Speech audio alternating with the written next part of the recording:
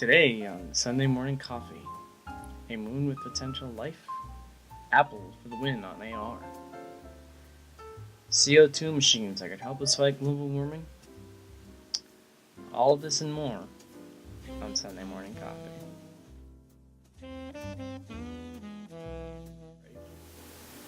Hello and welcome to Sunday Morning Coffee, the show where science and technology take a calm, relaxed tone on a Sunday morning. I'm your host, Jake Les, and today on the news, distant moons may harbor life.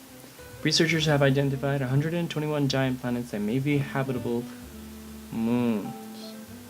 This story comes from the University of California on Riverside.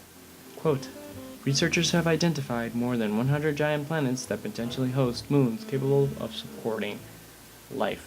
The works will guide the design of future telescopes that can detect these potential moons and look for telltale signs of life, called biosignatures, in their atmosphere. Now, what could this mean? Well, for our species, this means we have a place where we can fix our damage to our planet while we, take a break, chill. And, a place to relax while we fix everything we fucked up on Earth. If we manage to make ships fast enough to get to these moons, regardless of distance, and if we have enough fuel and all of that stuff to get to said moons, and if we actually use rigidly and religiously energy sources that are not, fucked up, like actual, fuel, like gasoline or diesel or jet fuel to travel to these places and back, then maybe we just might have found a way to save our skin for our planet Earth. Now, logically, this is going to be pretty far away to, shoot a plane or a jet outwards into space to save us from our impending doom of our planet Earth, but at least we'll have some alternative.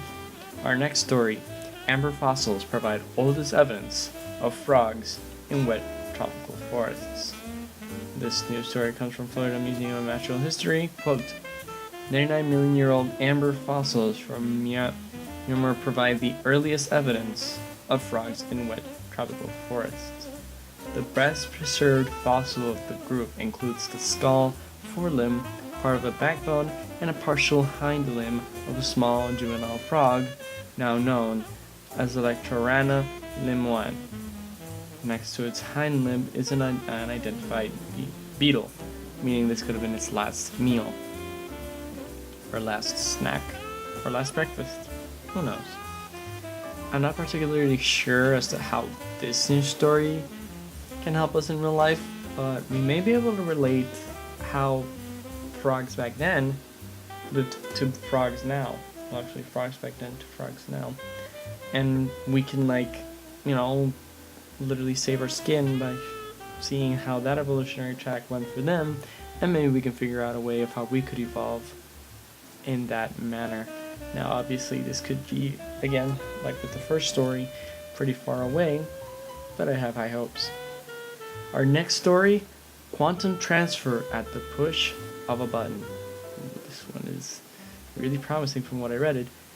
This news story comes from ETH Zurich. Quote, in the new quantum information technologies, fragile quantum states have to be transferred between distant quantum bits. Researchers have now realized such a quantum transmission between two solid-state qubits at the same push of a button. They've realized that, they might have come to a reality. For the first time, the quantum state of a superconducting qubit was transferred with a coaxial cable to another qubit. This is great. Finally, quantum technology is being pushed a bit farther. Alright, so for those of you in the science community or in the tech community that have no idea what a quantum computer is or what a qubit is, quantum computers work at a higher pace than regular computers. A regular computer thinks in ones and zeros and adds a linear form of code. Meanwhile, a quantum computer thinks in ones and zeros, like how quantum physics detects particles that exist and don't exist, and they align and realign themselves in a constant pace, depending on their state of observation and their state of existence. Not just like those things in particular, but other things as well.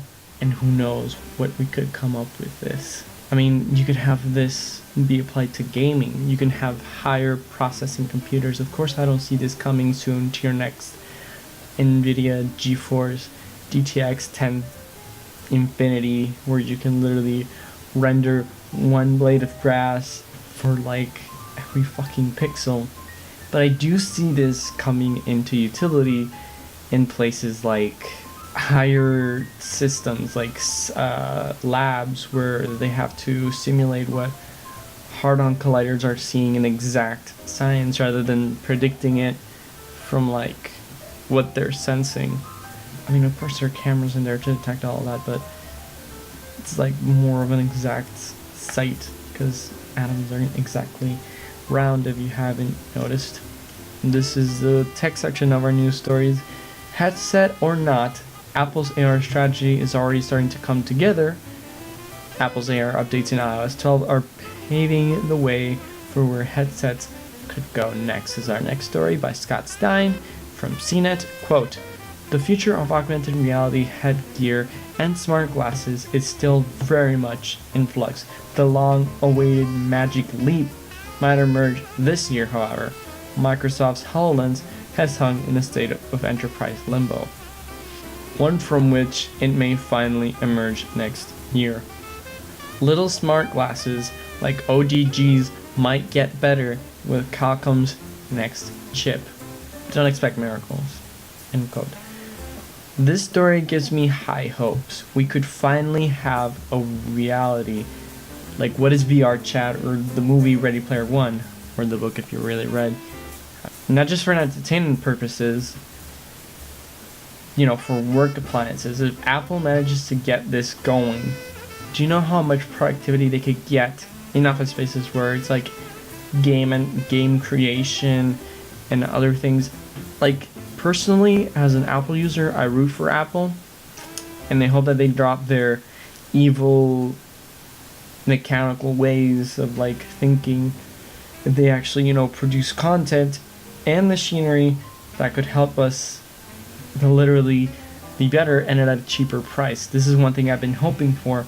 If Apple finally manages to reduce their prices from like having to pay for an iPhone X to for $1,000 in some cases, to literally having to pay for an iMac for almost $1 million, we could have technology that goes beyond just simplicity, that it's not just only in the workspace, and even beyond what they're already doing.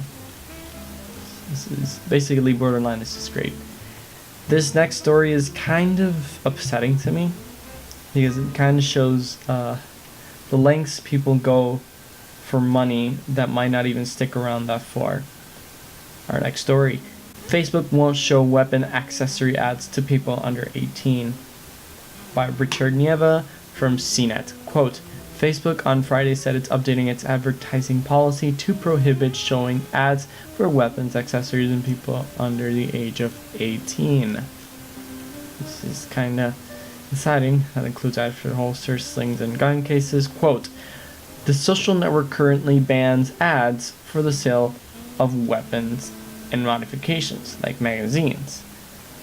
But Facebook took an additional step for adding an age requirement for ads selling things like holsters, belt accessories, or mounted flashlights.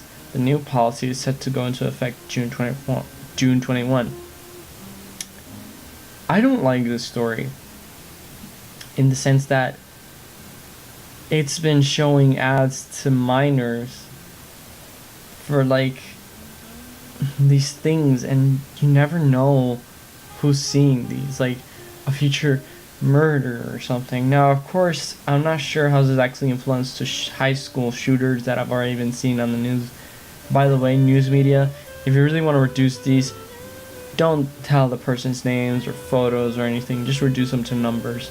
Literally slander them to numbers. Don't give them the privilege of having a name. Going back from my social justice warrior talking about how we should ban guns.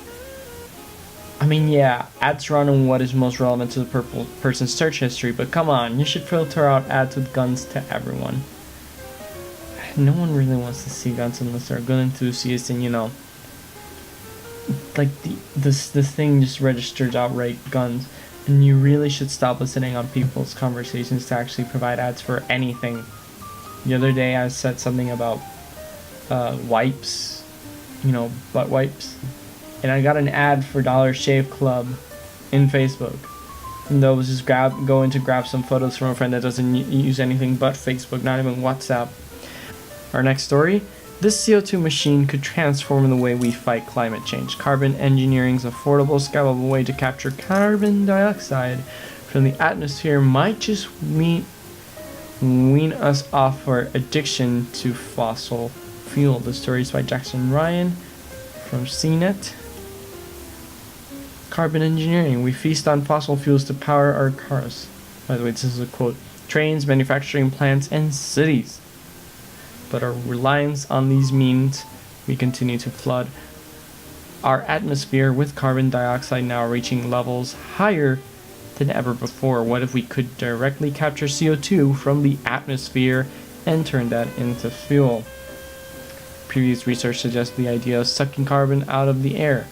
Quote, direct air capture would provide, end quote, would provide too costly, with CO2 removal breaking the bank at $600 per ton. However, new research published in Joule on June 7 by Canadian company Carbon Engineering demonstrates that they can suck CO2 out of the air for between $94 and $232 per ton. Oh my god. We could finally have a world where we can collect the damage that has been done to Earth's atmosphere and maybe even make it better and literally end global warming and have instead use of that damage and clean up everything. Oh my god. This is everything. With how our environment is right now, I think this is great that this machine exists. Do you know the places you could put this? Like in China? I can't really think of any other examples on the top of my head, but all the places with soot.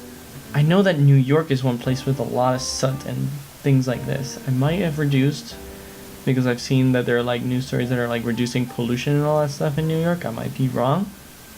Links in the description for this story as well. All the stories mentioned are in the links in the description of this video. But overall, this research is a major breakthrough demonstrating direct air capture technology that can be economically viable and provide an alternative means of generating energy for the existing infrastructure, meaning they could use this to finally be powering cars and planes in the future, literally grabbing the damage we've done and making something great out of it. We could literally save our Earth from damage of this harmful thing that is CO2 rasping up our atmosphere, literally potentially exposing us more to the sun, creating the greenhouse effect and damaging us. But what do you think about these stories? What are your opinions on each? I would like you to let me know down in the link in the description below.